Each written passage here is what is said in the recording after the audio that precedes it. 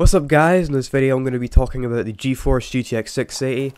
I'm also going to be releasing more news on the Battlefield 3 update. I just want to say the reason the text looks stronger or less alias compared to my other gameplay is because I use Fraps to record those games and this game. I've been trying to use Fraps more often since I bought it and I don't want to put my money to waste.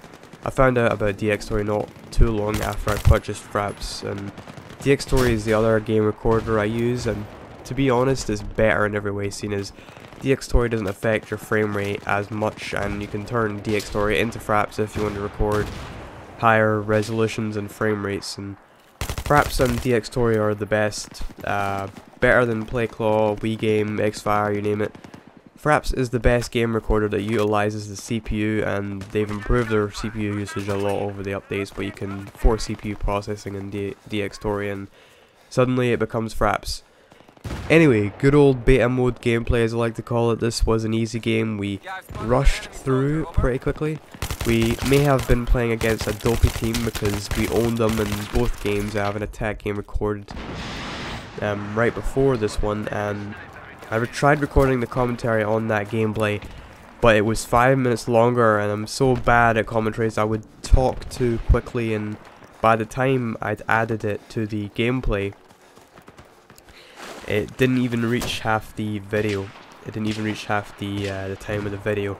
So I thought I had to do something. I can't just leave half a video without me talking, so I got to the defense side of the game and it was 5 minutes shorter.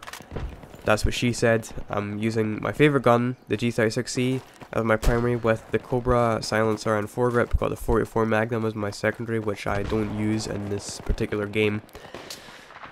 Alright, so now that I got that out of the way, I want to just fragment the meaning of this graphics card. And before I go on, I know I'm only going to be stating the facts, so if you don't like it, you know, you don't have to watch the video. I understand that a lot of people are sensitive on this topic, and I hope you don't mind me saying, but most of the time it's just people trying to defend their money. There will be people who say AMD processors are unstable and AMD works better with AMD and Intel works better with NVIDIA, or the other way around, whatever. The GPU does what the GPU does and the CPU does what the CPU does. There is no special or magical bond between them that enables more performance.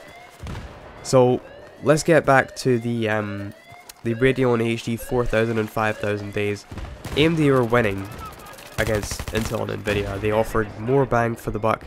Typically, NVIDIA would only perform slightly better than AMD and price their graphics cards much higher. NVIDIA were also known for higher power consumption, producing more heat and noise.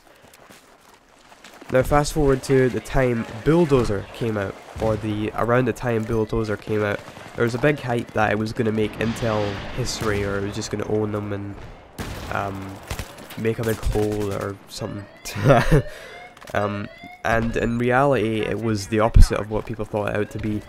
I mean, they directed it towards gamers, and you could buy a Phenom 2X6 1100T and it was half the price of an FX 8150 and you got more performance, and that's exactly why I bought a Phenom 2X6 1090T.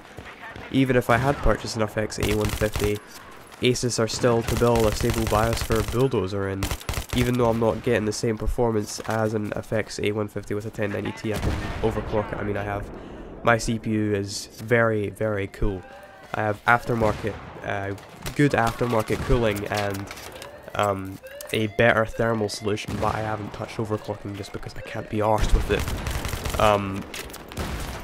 Anyway, so AMD lost $177 million with Bulldozer, and I'm not surprised they lost all that money, and they shouldn't. We are not stupid. I mean, what happened to the slogan, smarter choice?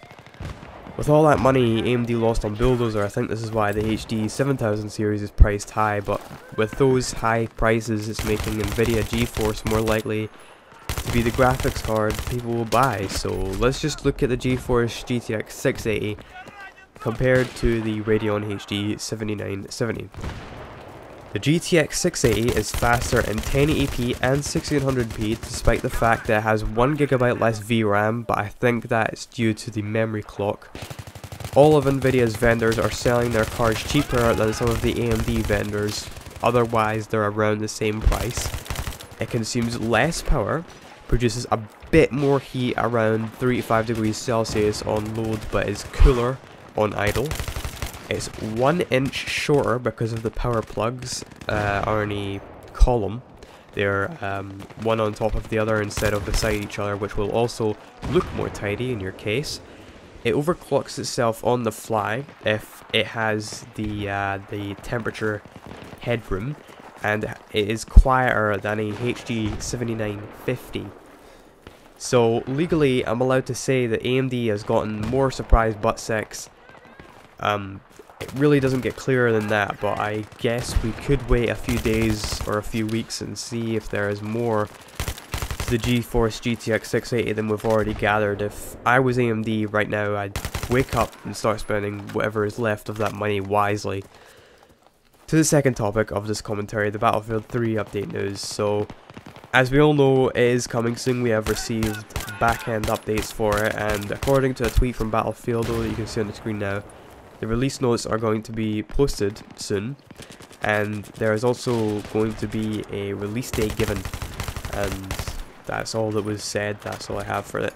So, thanks for watching, guys. Please like the video, post your opinion on the Battlefield 3 update or the new GeForce GTX 680. If you have Twitter, I recommend you follow me. That's all. I'll see you later.